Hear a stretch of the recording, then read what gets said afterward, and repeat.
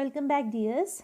In the last video, I have explained up to the sixth paragraph of Taro's reward, and Devi came to know that Taro was a thoughtful son and he was living with his parents. And one day, his father made a wish to enjoy sake, a very delicious and expensive drink in Japan. And Taro decided that he will work hard and he will somehow manage to buy sake for his father. And while he was working hard in the forest by cutting the woods, in order to quench his thirst, he searched for water. And there he had seen a new stream. And when he tasted the water, it was not tasting like a normal water, but it was having the taste of the delicious sake. So let's see what happened after that. Taru quickly filled the pitcher he had with him and hurried home. The old man was delighted with the sake. So when Taro tasted sake instead of normal water, he quickly filled the pitcher. Pitcher means a pot made of mud. And he just went home. He was running, and when he reached home, when he has given this pitcher filled with sake, the old man means the father, he was so delighted, he was extremely happy while tasting sake. After only one swallow of the liquid, he stopped shivering and did a little dance in the middle of the floor. So we already knew that the old man was so tired, he was weak. He just want warmth in his body. So after tasting even a single drop of the liquid means sake, the old man stopped shivering. He is not feeling cold. And he started even dancing in the middle of the floor because he was extremely happy. He was delighted to taste the delicious sake. That afternoon, a neighbor stopped by for a visit. Taro's father politely offered her a cup of the sake. The lady drank it greedily and thanked the old man. Then Taro told her the story of the magic waterfall. Thanking them for the delicious drink, she left in a hurry. By nightfall, she had spread the story throughout the whole village. So, in the same day, that afternoon, a neighbor of Taro's family came to his home. And Taro's father was a very good person. He just gave her a cup of sake. And the lady drank it very greedily and thanked the old man. Then Taro told her, this greedy lady, about the story of the magic waterfall, about the story how he got sake for his father. And thanking them for the delicious drink, she immediately left the home. And by nightfall, by night, she had spread the story of the delicious sake, the story of the magic waterfall all throughout the village. The news of magic waterfall spread like a forest fire in the village. That evening, there was a long procession of visitors to the woodcutter's house. Each man heard the story of the waterfall and took a sip of the sake. In less than an hour, the pitcher was empty. So, what happened in the same night, same evening itself? All the people of the village, they just came to the woodcutter's house. Woodcutter's house means Taro's house. They came like a procession, like a march. They were coming to woodcutter's house. And each one heard the story of the magic waterfall and took a sip of the sake. And obviously, after giving to every single villagers in that area, the pitcher was empty. In less than an hour, the pitcher means the mud pot, was empty. It is not longer having sake. Next morning, Taro started for work even earlier than the morning before. He carried with him the largest pitcher he owned, for he intended first of all to go to the waterfall.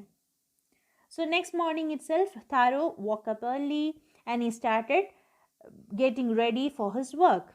Okay, and he just carried the largest pitcher in his family because he just wanted to collect sake for his father. And his intention, his desire, he planned first of all he will go to the waterfall in order to collect sake for his father. When he reached it, he found to his great surprise that all his neighbors there. They were carrying pitchers, jars, buckets, anything they could find to hold the magic sake. So when Taro reached the magic waterfall, already it was occupied by many others. All his neighbors were already standing there and they were carrying pitchers, jars, buckets, anything that is able to hold the magic sake. Then only one villager knelt and held his mouth under the waterfall to drink. He drank again and again and then shouted angrily, "Water! Nothing but water!" Others also tried, but there was no sake, only cold water. So all the villagers, all his neighbors were just collecting this sake in their pots, buckets, and pitchers. But only one villager, he just knelt and held his mouth under the waterfall to taste it. So when he tasted, he came to know that it was not sake, it was merely cold water. So hearing that, other villagers also tried the same. They also tasted it and it was nothing but cold water. "We have been tricked," shouted the villagers. "Where is Taro? Let us drown him in this waterfall." But Taro had been wise enough to slip behind a rock when he saw how things were going. He was nowhere to be found. So we knew that Taro was actually waiting there to collect sake for his father. But already the villagers were collecting the liquid from the waterfall, and now they came to know that this is not sake, it is merely water. So they were getting angry on Taro. They were thinking that they will just drown Taro into this waterfall. They will just put him inside this waterfall. They will try to kill even Taro. So now Taro understood the situation. So what he did, he just hid behind a rock and they were searching him, but he was not being caught by them. Muttering their anger and disappointment, the villagers left the place one by one. Taro came out from his hiding place. Was it true? He wondered. Was this a dream? So the people were so much angry on Taro. They were muttering, they were speaking unclearly, and they were even abusing him. And eventually, all the villagers left the place. Then Taro came out of his hiding place. He was just hiding behind a rock. So he just came out and he was thinking, was it true? Is it simply cold water?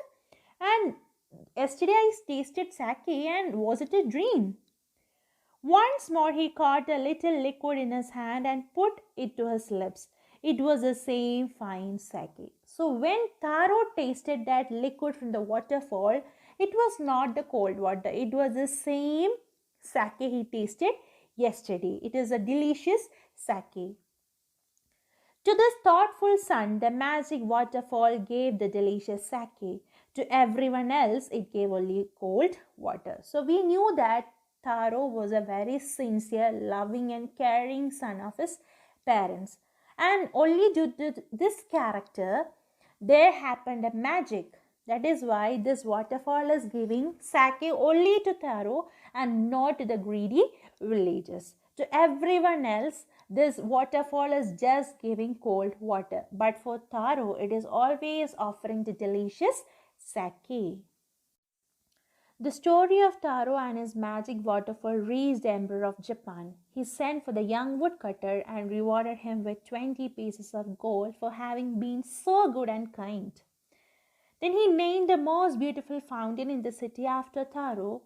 This, said the emperor, was to encourage all children to honor and obey their parents. So later on, something more goodness happened in the life of Taro. Even the story in Taro's life was heard by the Emperor of Japan. And the Emperor of Japan has awarded him with 20 pieces of gold because Taro was so kind and good. And after that, he even named the most beautiful fountain with the name of Taro.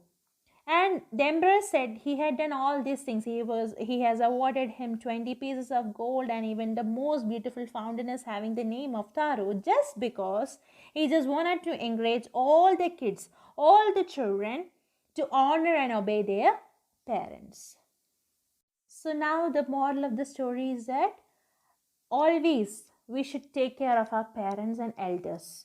and God helps only those person who takes good care of their parents. I hope you understood the lesson completely, and if you have any doubt, please do clarify at the earliest. Thank you for watching.